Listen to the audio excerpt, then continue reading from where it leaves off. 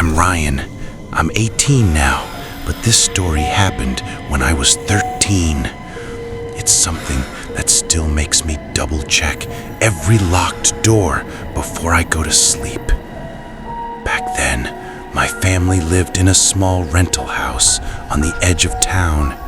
It wasn't fancy, but it had a nice backyard and an old wooden fence that creaked whenever the wind blew.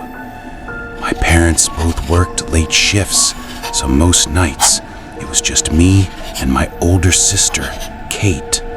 She was 16 at the time, always on her phone, barely noticing me unless something went wrong. It was a Friday night in October.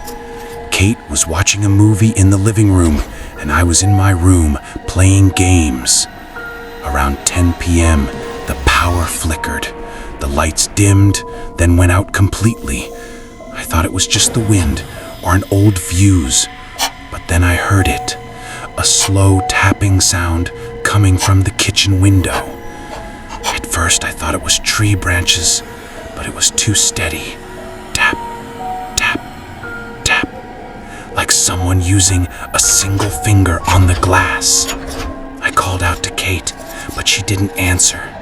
I walked down the hall, my phone light barely cutting through the dark. The tapping stopped. I peeked around the corner and froze.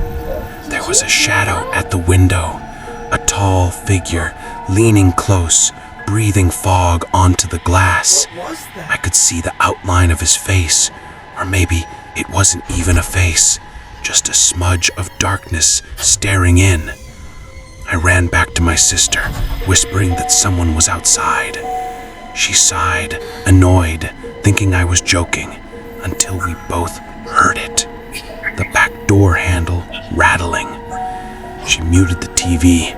The only sound left was the slow, careful turn of metal. Someone was testing if it was unlocked.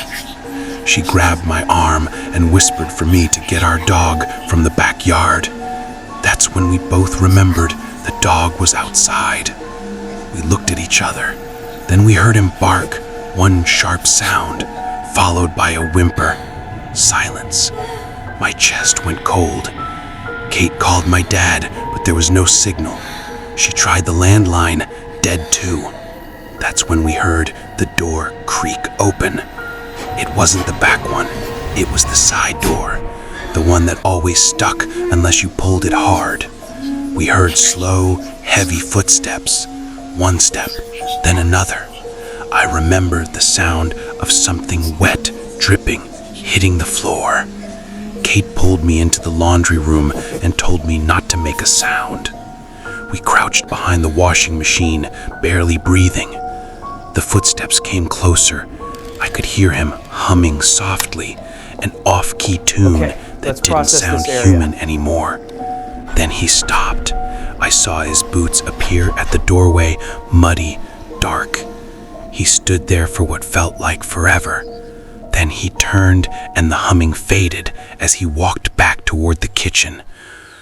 We waited 10 minutes before Kate finally called the neighbors from her phone.